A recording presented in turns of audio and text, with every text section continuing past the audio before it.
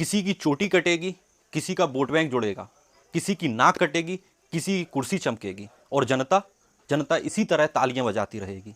आप देख रहे हैं भारत की वो हकीकत जो न किसी टीवी चैनल पर पूरी दिखती है, न किसी कथा मंच पर।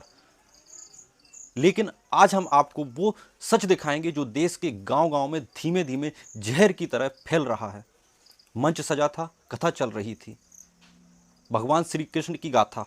कृष्ण ने अर्जुन से कहा, जब जब धर्म की हानि होगी मैं आऊँगा। लेकिन यहाँ तो धर्म से पहले जाति आ गई। जी हाँ, यूपी के इटावा जिले के दादरपुर गांव, जहाँ कथा सुनने से पहले भीड़ ने कथा छोड़कर ये पूछना जरूरी समझा, कथावाचक जी आप अग्निहोत्री हैं या यादव?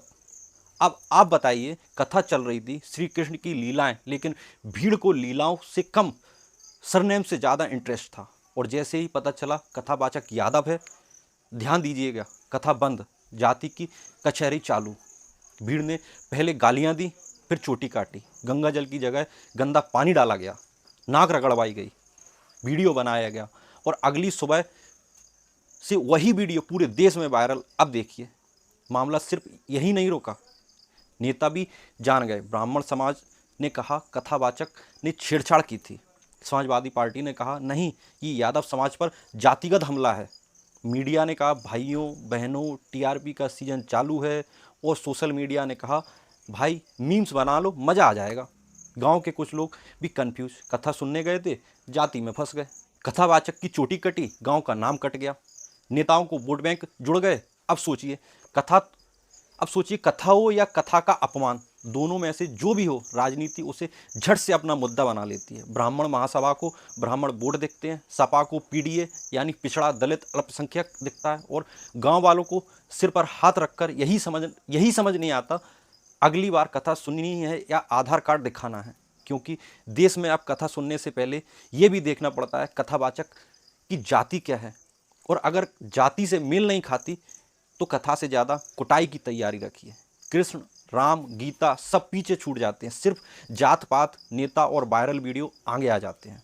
और ये पहली बार नहीं हुआ। जब जब देश में धर्म और राजनीति की शादी होती है, उनकी संतान जातिवाद ही होती है। तुलसीदास जी ने कहा था, जाति पाति पूछे नहीं कोई, हरि को भजे सो हरि का होई। लेकिन यूपी में पूछना पड़ता है भाई, कथा कहने आए हो या राजनीति चमकाने, कृष्ण की बात करने या जाति का खेल खेलने? सोचिए, क्या कथा की जगह जाति बड़ी हो गई? क्या धर्म सिर्फ नेता मंच तक सिमट गए? क्या गीता सिर्फ राजनीति का प्रोप बन गई? अगर इन सब सवालों का जवाब नहीं दिया तो अगली बार मंदिर में भगवान पूछेगा पूजा करने आए हो या जात पात तय करने? तो फैसला आपको करना है, धर्म बड़ा है या जाति, इंसान बड़ा है या सरनेम? और सबसे बड़ा सवाल, आप अपने बच्चों को धर्म सिखा रहे हैं या जातिवाद? बाकी राजनीति तो इंतजार में है। किसी की चोटी कटेगी, किसी का वोट बैंक जोड़ेगा, किसी की नाक कटेगी, किसी की कुर्सी चमकेगी और जनता इसी तरह तालियां बजाती रहेगी। याद रखिए, जाति पूछने से पहले खुद से पूछिए, मैं कितना इंसान बना हूं? यदि जात पात से ऊपर उठना चाहते हैं तो इस वीडियो को शेयर जरूर करें।